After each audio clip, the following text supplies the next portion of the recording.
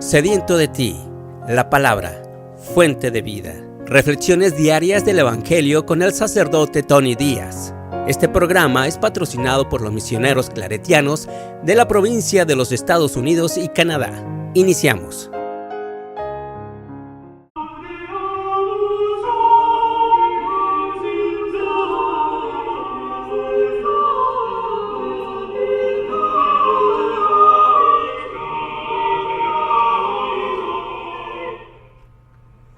Bienvenidos hermanos a nuestras reflexiones del Evangelio del día. Hoy es viernes de la cuarta semana de nuestra jornada cuaresmal.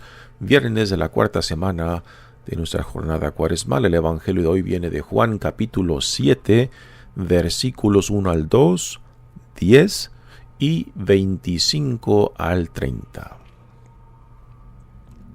En aquel tiempo Jesús recorría Galilea, pues no quería andar por Judea, porque los judíos trataban de matarlo. Se acercaba ya la fiesta de los judíos llamada de los campamentos.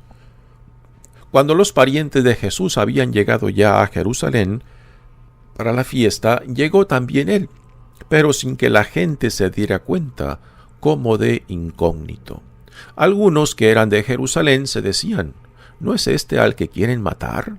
Miren cómo habla libremente y no le dicen nada. ¿Será que los jefes se han convencido de que es el Mesías?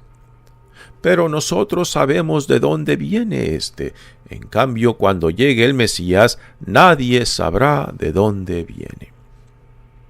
Jesús, por su parte, mientras enseñaba en el templo, exclamó: «¿Con que me conocen a mí y saben de dónde vengo?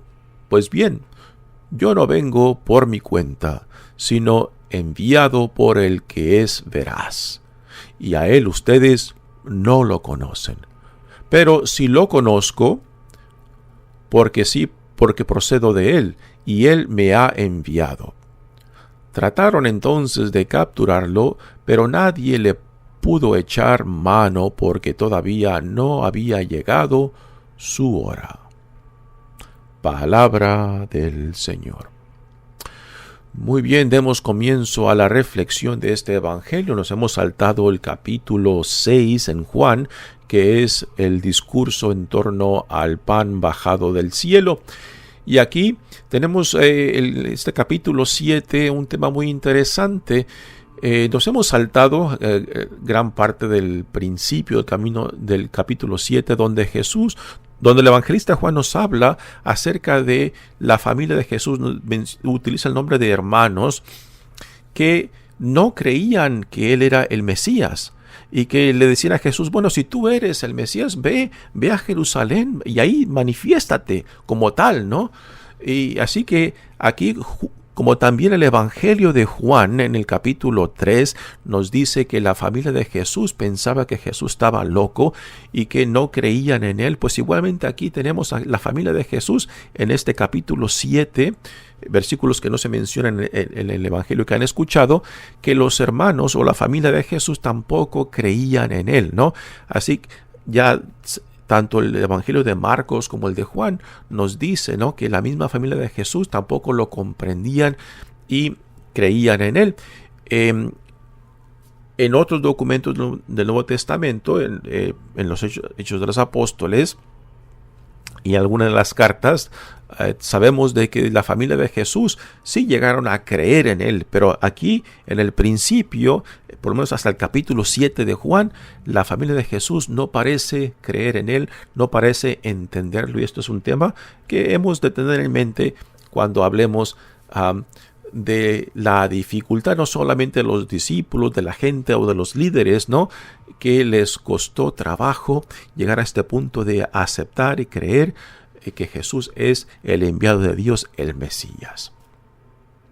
Así que Jesús nuevamente está de regreso en Jerusalén. Nos dice que él había huido de Jerusalén y regresó a Galilea porque en Jerusalén, meses atrás, los líderes trataban de matarlo.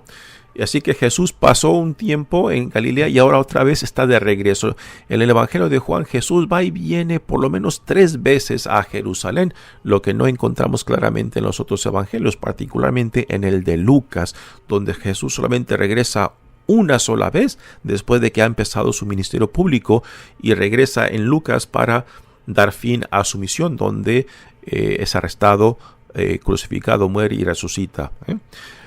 Así que lo encontramos en Jerusalén en las fiestas de los campamentos, que es una de las fiestas principales que se celebra en octubre, y que también celebra parte de la cosecha. Es el tiempo de la cosecha de otoño.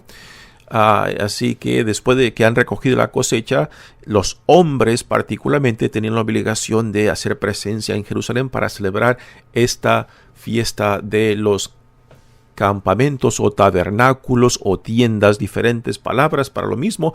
Y esta fiesta celebraba la experiencia del pueblo de Israel cuando fueron sacados por Dios de la esclavitud de Egipto. Entonces, cuando la gente iba a Jerusalén, construía estas tiendas o cabañas, recordando la experiencia de esos 40 años que el pueblo de Israel pasó en el desierto, ¿no? Así que es la tienda de los campamentos o tabernáculos o tiendas. Dice, cuando los parientes de Jesús habían llegado a Jerusalén para la fiesta, llegó también él, pero sin que la gente se diera cuenta. Recordamos lo que mencioné hace rato, ¿no? De que en la última vez que estuvo en Jerusalén, los líderes trataron de matarlo, ¿no?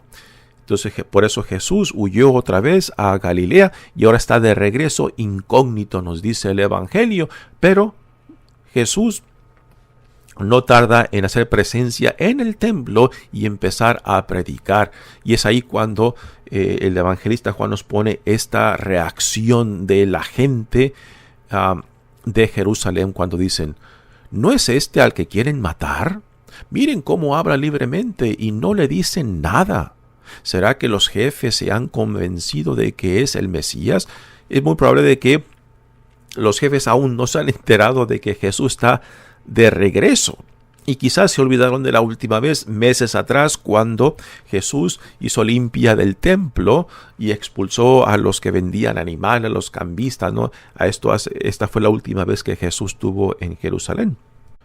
Y porque Jesús había retado la autoridad de los líderes del Sanedrín, que era la autoridad suprema de la comunidad judía en Jerusalén, pues lo querían matar y ahora está de regreso por incógnito, pero Jesús ya libremente, públicamente empieza otra vez a predicar, y es aquí la reacción de la gente que lo escucha y que lo ve y se preguntan, bueno, ¿dónde están aquellos que quieren matar a este? Dice, pero nosotros sabemos de dónde viene este. En cambio, cuando llegue el Mesías, nadie sabrá de dónde viene. Aquí una noción interesante que era común en la comunidad judía de aquel entonces, que cuando llegara el Mesías, que llegaría en una forma misteriosa, repentina y sobrenatural.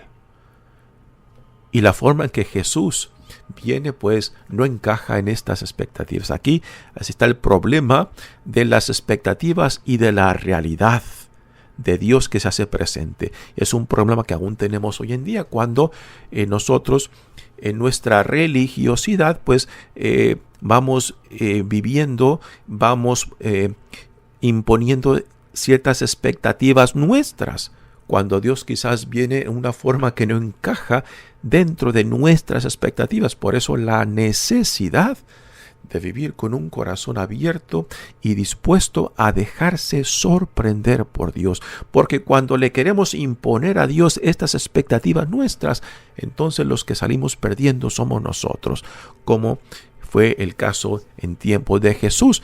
Sus expectativas no encajaban en cómo Jesús se veía y entendía a sí mismo. Y estas expectativas forzadas pues los cegaba, les endureció tanto la vista como el corazón para recibir a Jesús, para recibir al enviado, que es el tema que resalta mucho en el Evangelio de ayer y en el de hoy, ¿no? Dice, así que esta gente que ahora está escuchando otra vez a Jesús, dice, pero nosotros sabemos de dónde viene Él creció en Galilea y Galilea no era el ombligo y el centro del judaísmo aquel entonces. El ombligo y centro era Jerusalén.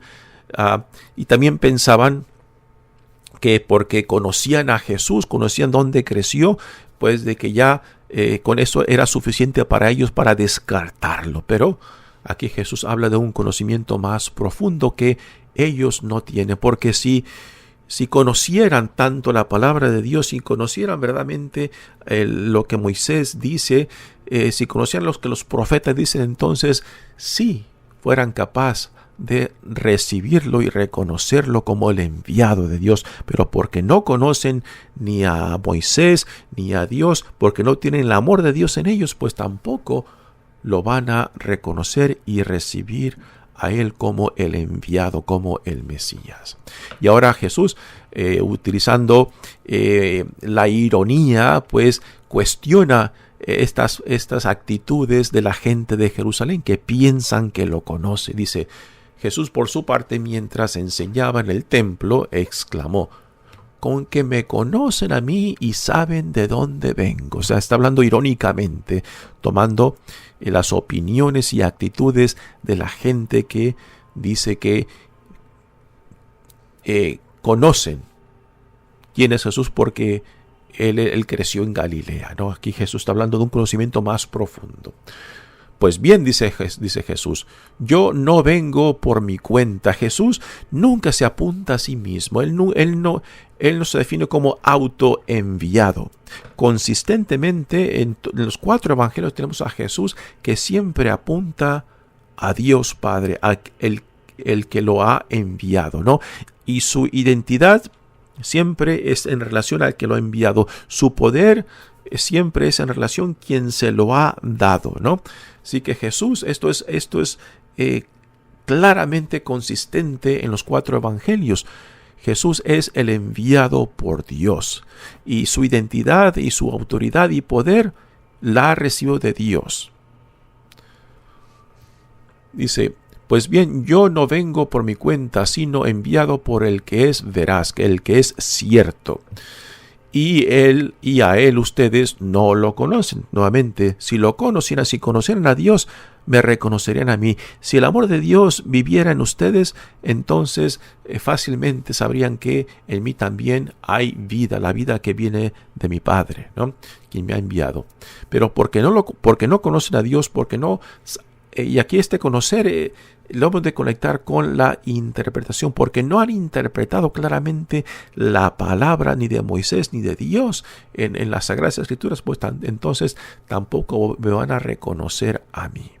Entonces es un problema de interpretación de la palabra, que nuevamente es un tema que en cada generación resalta por necesidad, porque tenemos que responder a cómo Dios hace presente en nuestros tiempos, cómo la palabra de Dios nos informa, nos ilumina en nuestros tiempos.